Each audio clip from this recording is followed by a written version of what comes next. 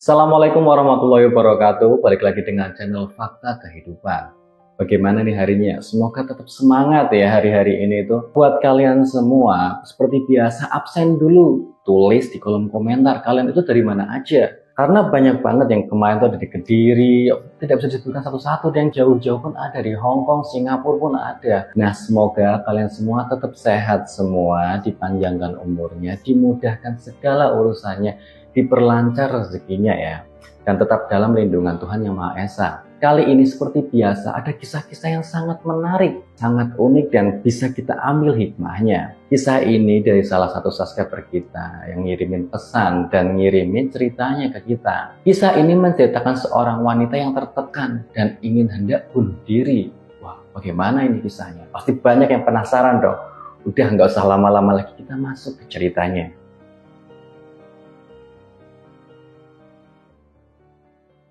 Kisah ini menceritakan seorang wanita yang ingin hendak bunuh diri karena tekanan hidupnya yang begitu berat. Tentu saja nama dan tempat kita rahasiakan untuk kepentingan bersama. Cerita ini bermula dari seorang wanita bernama Steffi. Steffi ini tuh udah punya suami, namun kehidupan mereka itu agak berguncang.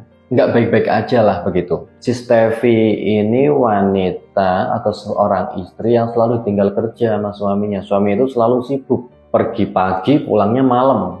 Malamnya itu entah tengah malam, entah larut malam, selalu mau seperti itu. Dan itu selalu setiap hari. Sudah menjalani pernikahan ini bertahun-tahun dan itu selalu terjadi. Steffi ini yang memang notabene orang kota, anak yang selalu ataupun orang yang selalu bergelimpangan dengan dunia-dunia yang glamor. Itu nggak betah kalau cuma tinggal di rumah aja. Tidak melakukan hal apapun. Selalu nganggur-nganggur itu dia nggak betah. Dia tuh akhirnya apa? Sosialita, belanja-belanja dengan teman-teman, clubbing, ke klub malam. Dan itu selalu terjadi seperti itu. Karena dia tuh nggak betah di rumah saat ditinggal sama suaminya ini. Dan suaminya pun tahu kalau istrinya melakukan hal-hal itu. Setiap mereka berantem, setiap ngomong masalah-masalah ini, kenapa nggak selalu di rumah, selalu di luar, lalu main dengan teman, asik sendiri, nggak ngurusin suami. Ya Steffi ngomong, orang kamunya aja sibuk kerja, kapan kamu ngurusin aku?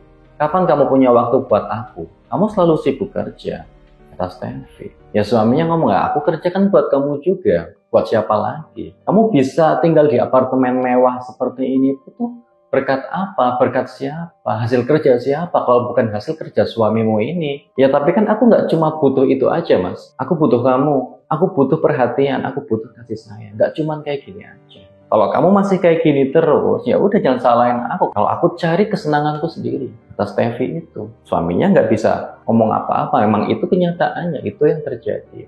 Dia pun bingung bagaimana caranya buat menyadarkan Steffi ini. Dia nggak bisa. Kayaknya ya udah dibiarin aja. Nggak cukup sampai di situ. Nggak cuma asik clubbing, nggak asik belanja, sosialita, ngumpul-ngumpul sama teman, nggak cuma sampai situ. Steffi pun main gila ternyata. Ternyata dia tuh main gila sama suami orang. Nah suami orang itu tinggalnya tuh nggak jauh dari apartemen Steffi.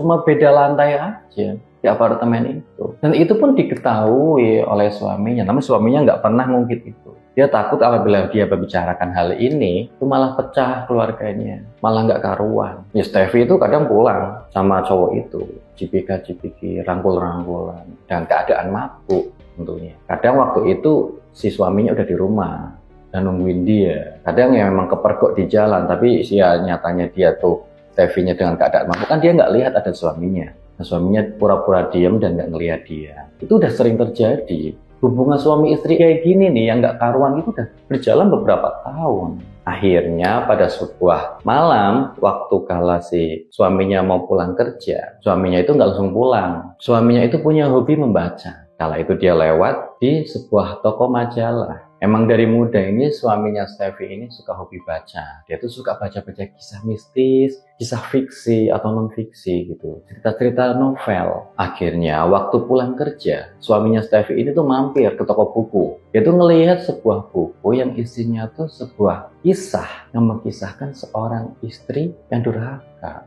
Alih-alih berpikir si suaminya Steffi ini, kalau aku bawa ini buku atau majalah ini, siapa tahu si Steffi ini tersindir dan dia tuh ngerasa malu atas kehidupannya yang memperlakukan suaminya seperti itu. dan bisa merubah keluarganya ke jalan yang lebih baik lagi. Diambillah bukunya, dibeli sama suaminya Steffi. Malam itu suami Steffi hanya naruh buku itu atau majalah itu di depan TV di sebuah meja. Pasti akan dibaca sama si Steffi itu kalau waktu pulang. Karena apa? Si Steffi pun pasti ngelihat dan dia penasaran, pasti akan membukanya. Suaminya pun pergi, nggak tidur di rumah, nggak tidur di apartemen itu, dia pergi. Nah, benar saja, malam itu Steffi pulang dalam keadaan mabuk, dirangkul seorang pria. Pria itu ya tetangga apartemennya itu sendiri. Di apartemen itu, dia tuh sambil pelukan, sambil ciuman dalam keadaan mabuk berat. Sampai di depan pintu apartemennya Steffi, dia ciuman lalu pergi. Si laki-laki itu pergi. Karena si pria itu pun punya istri soalnya. Dan Steffi pun punya suami. Masuklah Steffi ke kamar, ke apartemen itu. Di sana sepi, nggak ada orang. Oh, suamiku nggak pulang lagi hari ini. Ah ya udah, seperti biasa kayak gitu-gitu terus. Kata Steffi, karena udah menjadi kebiasaan mereka, nggak pernah saling sapa, nggak pernah saling bertemu. Steffi pun masuk ke rumah, lihat ada majalah di depan TV. Dilihatnya sambil keadaan mabuk, matanya berkunang-kunang nggak jelas waktu membaca majalah itu. Ditaruhlah dia bukunya itu.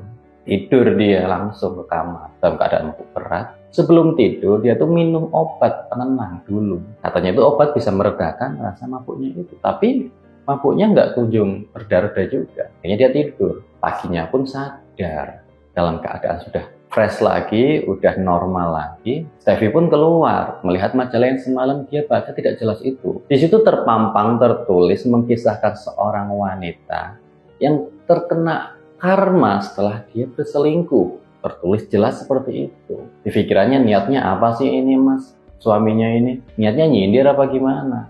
Ditaruhlah lagi buku itu sambil marah. Dia mengambil secangkir kopi setelah mencuci muka dan duduk di sofa sambil lihat TV. Rasa penasaran pun menggeliat di hati Steffi ini. Penasaran dengan buku itu, isinya apa? Akhirnya dia pun membaca buku itu dan kisahnya mulai di sini. Kisah ini tuh menceritakan seorang wanita yang bernama Yulia. Yulia ini adalah seorang anak dari sebuah keluarga yang cukup ternama. Keluarganya atau orang tua Yulia ini sangat keras. Pokoknya itu Yulia itu harus menjadi orang yang sukses. Harus menjadi juara kelas waktu sekolah. Harus menjadi orang yang berpendidikan. Pokoknya kayak gitu. Penuh dengan tekanan kehidupannya Yulia. Saat si Steffi membaca kisah ini tuh makin tertarik. Siapa sih Yulia? Kenapa Yulia kayak gini gitu loh. Kehidupannya Yulia bagaimana? Nah, Yulia ini tuh kehidupannya tuh selalu ditekan sama orang tuanya. Overprotective banget. Kalau Yulia ini lagi pergi kemana-kemana itu selalu ditanya, kemana jangan lama-lama kayak gini sama orang tuanya, terutama sama ayahnya. Bapaknya itu sangat keras kepala. Apa kemauan dia, Yulia harus mau. Yulia nggak boleh ini, Yulia harus ini, Yulia harus itu. Pokoknya dia harus mau. Dengan tekanan yang seperti itu, ya si anak ini, Yulia ini, waktu SMP itu sangat penuh dengan tekanan. Dan akhirnya apa? Tanpa sepengetahuan orang tuanya, Yulia dari SMP seorang bocah atau anak wanita udah bisa belajar merokok di kamarnya. Karena si orang tua itu taunya kalau Yulia di kamar, ya udah aman, nggak pergi kemana-mana, nggak ngapa-ngapain. Dia tuh belajar kayak gitu ngertinya. Ya emang Yulia sambil belajar sambil ngerokok karena stres. Pikirannya tuh penuh dengan tekanan orang tua. Dia tuh mau ngelawan nggak bisa. Karena itu waktu itu masih seorang anak SMP. Dari SMP udah bisa belajar rokok. Seorang wanita itu. Yulia pun beranjak dewasa, semakin dewasa. Dari SMP, SMA sampai kuliah dia selalu tekan sama orang tuanya. Yulia pun penuh dengan kayak dendam tersendiri dengan orang tuanya. Kenapa orang tua seperti ini? Anak-anak lain nggak kayak gitu kok. Dia mau belajar mau enggak terserah dia. Dia mau sukses atau enggak terserah dia. Dia udah bisa jalan-jalan, dia bisa bermain dengan teman-teman, dia bisa healing-healing kemana-mana. Sedangkan Yulia itu selalu ditekan, nggak boleh ngapa-ngapain, nggak bisa apa-apa. Pokoknya belajar biar jadi orang sukses.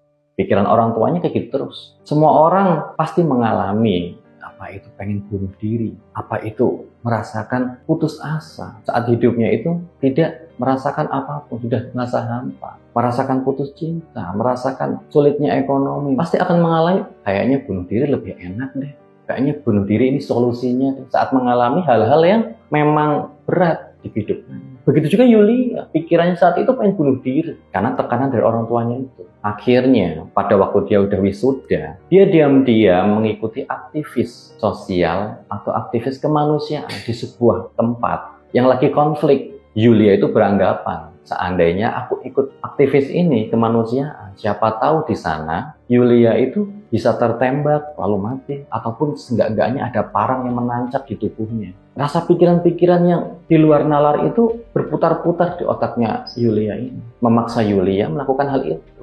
Ikutlah dia di aktivis. Yulia ini tuh lulusan kedokteran ataupun perawat begitu ya. Hingga di sana tuh jadi aktivis, urusannya dia udah ngobat-ngobatin, penyelamatan dan sebagainya. Dia tuh kayak gitu. Dia tuh diam-diam ikut kayak gitu. Kabur dari rumah, ikut organisasi kayak gitu. Nah, selama di sana, Yulia tuh yang beranggapan tadinya ingin bunuh diri di sana karena keekstriman tempat itu. Beritanya memang banyak. Kalau di sana tuh banyak pembunuhan, pembantaian. Karena lagi berkonflik. Di sebuah tempat itu masih berkonflik. Ada pembunuhan, pembantaian. Mbak ngemandang bunuh. Anak kecil pun dibunuh di sana kalau memang itu bermasalah. Nah, di situ Yulia beranggapan mau bunuh diri di sana, tapi tidak ternyata. Sampainya di sana dia tuh merasa nyaman, merasa dia tuh nikmatin hidup, dia bebas melakukan ekspresi dia. Dia tuh merasa hidupnya itu kembali lagi enak ya. Di sini aku bisa diterima dengan orang. Ternyata tempat ini tidak se-ekstrim yang diceritakan. Orang-orangnya tuh baik gitu. Kalau dia lagi ngobat-ngobatin, bercengkrama dengan orang-orang, ketawa-tawa dengan teman-temannya di sana. Dia menikmati hidup itu. Tidak merasakan katanya nanti ada ini, ada itu. Enggak ada. Dan saat menjadi relawan atau aktivis itu, si Yulia itu bertemu dengan sosok pria gagah, tampan. Pokoknya badannya tegap, cakep deh pokoknya. Menurut Yulia, Yulia terpesona dengan sosok itu. Sosok itu sebut saja namanya Joshua. Joshua adalah keturunan asli suku situ. Dia tuh relawan dan aktivis di sukunya yang berpengaruh penting, seorang pemuda gagah gitu. Disegani, dipandang hormat oleh warga-warga situ karena Joshua ini ya termasuk keturunan suku situ, terhormatlah pokoknya di sana. Ya Yulia terpesona dengan sosok yang baik, terus mempunyai jiwa kesatria. Dia tuh suka nolong, melindungi Yulia kalau ada bentrok-bentrok dengan warga yang berkonflik gitu. Dia selalu melindungi Yulia.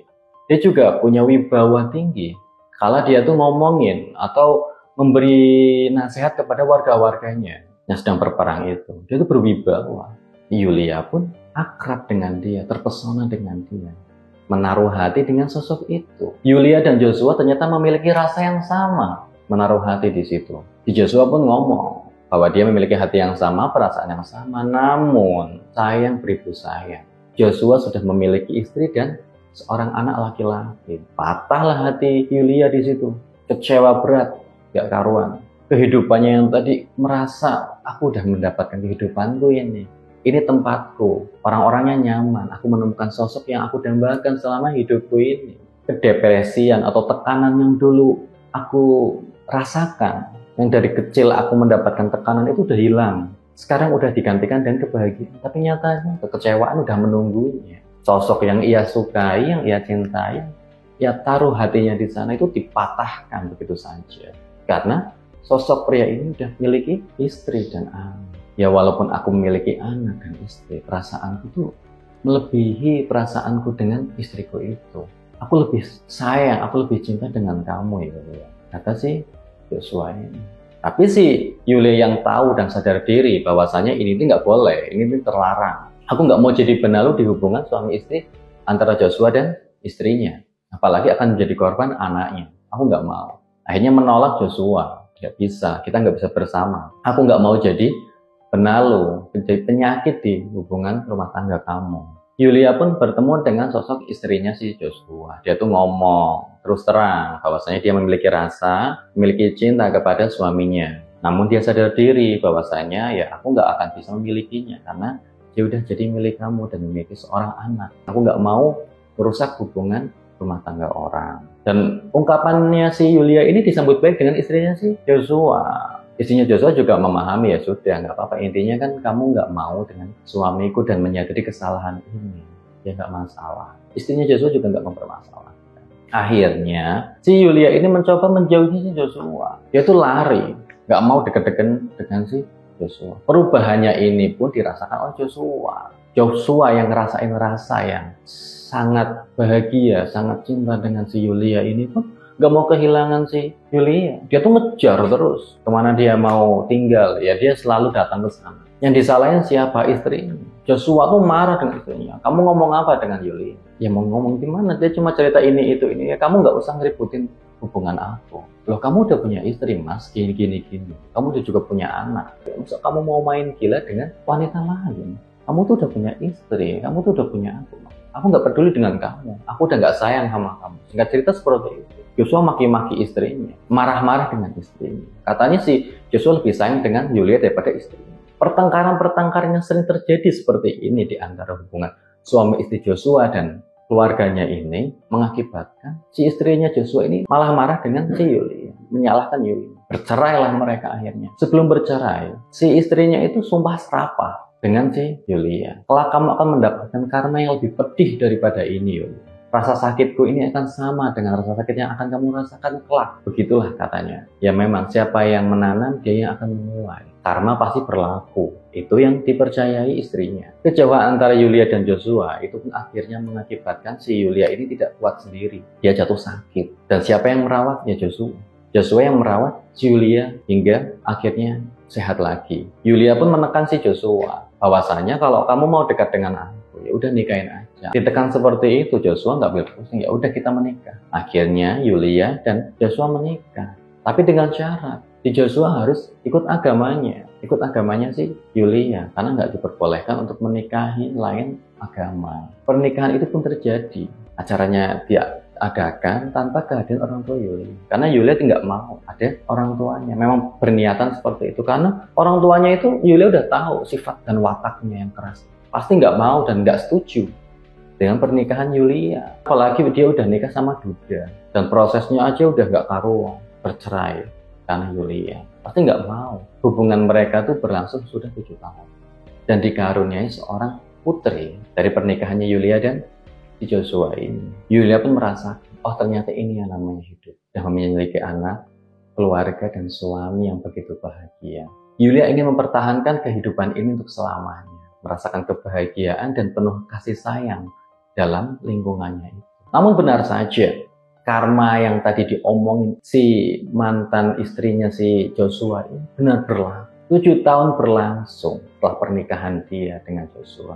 Joshua itu tidak menghilangkan sifat buruknya. Joshua memang suka mabuk, suka main perempuan. Yulia yang ingin mempertahankan kehidupan yang baik dan kehidupannya yang benar ini pun sering ngomel, sering komplain. Kenapa kamu berubah? Kenapa kamu kayak gini, kayak gitu, kayak gini kan? Marah-marah. Joshua yang berwatak keras pula, ini pun ngomong, aku emang dari dulu kayak gini, kamu gak usah ngelarang-larang. Tapi kan kamu nggak boleh mas, kamu udah nikah dengan aku, kamu harus kayak gini. Kamu juga harus menghormatin aku. Kamu nggak boleh main perempuan, apalagi mabuk-mabuk kayak gitu. Nggak boleh mas kayak gini. Joshua pun ngomong, aku tuh kayak gini. Aku suka mabuk, aku juga suka main perempuan. Salah siapa kamu mau nikah dengan aku? Kata si Joshua. Si Yulia yang dengar kata suaminya kayak gitu atau berkata suaminya gitu, patah hatinya, nggak karuan. Sosok Joshua yang baik yang dia kenal dulu sekarang udah berubah kasar. Akhirnya pertengkaran yang sering terjadi di antara hubungan mereka ini, di antara keluarganya Yulia dan si Joshua ini, menimbulkan gesekan-gesekan yang makin hari makin lama makin berat. Karmanya ini pun berlaku. Yulia dan Joshua akhirnya bercerai. Yulia yang sudah tidak merasakan kenyamanan di tempat itu pun berpikir, apakah aku akan nyaman setelah pulang ke rumah? Karena bagaimanapun rumah adalah tempat di mana kenyamanan itu terjadi. Akhirnya Yulia memutuskan untuk pulang ke rumah orang tuanya bersama putri kecilnya itu. Sesampainya Yulia di rumah orang tuanya, di sana pun dia bingung, rumahnya kayak nggak keurus, kayak nggak ada orang gitu. Akhirnya Yulia pun masuk. Pintunya dengan keadaan terkunci. Nggak jauh dari rumah Yulia. Yulia itu punya saudara atau paman. Datanglah ke sana, ke rumah pamannya. Saat bertemu pamannya, dia tuh kaget Yulia pulang.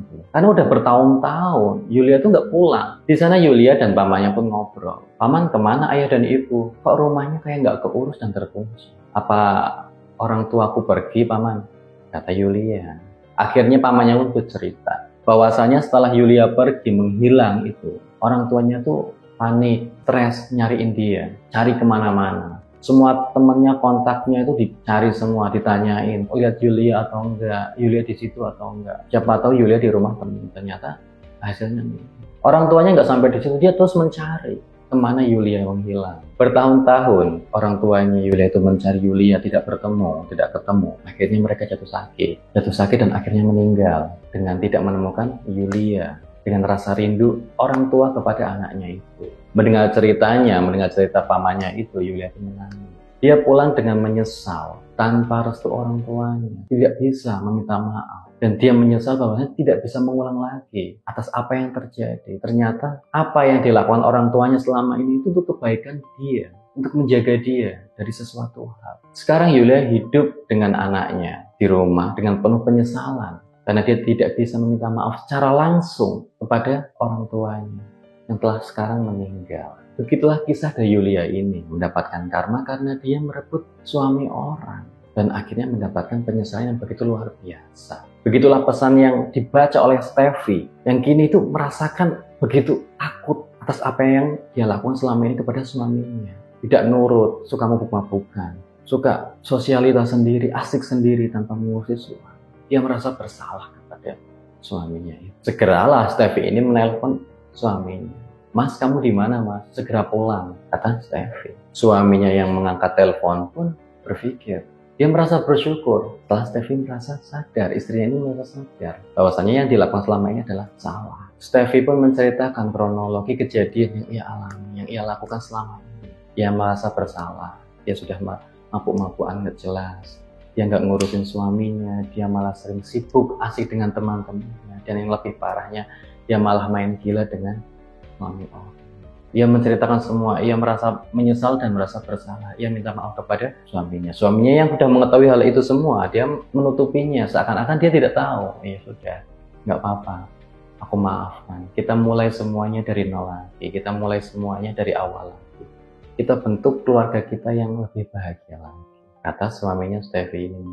Nah, begitulah kisah dari salah satu subscriber kita yang udah ngirimin ceritanya ke kita. Banyak banget manfaat dan nilai-nilai hidup yang bisa kita ambil hikmahnya. Nah, bagi kalian yang mau ngirimin cerita-cerita atau kisah-kisah kalian, itu bisa di kolom komentar. Berikan apa yang kalian rasakan setelah mendengar cerita ini, atau kritik-kritik saran yang membangun, kalian bisa kirim di kolom komentar. Dan kalian yang punya cerita unik yang ingin dibawain ke kami, kalian bisa kirim cerita atau kisah itu di Instagram ataupun di WA di bawah ini. Kami tunggu kisah-kisah kalian yang kalian kirim ke kami dan tunggu video-video berikutnya dari kami. Sekian dari saya. Wassalamualaikum warahmatullahi wabarakatuh.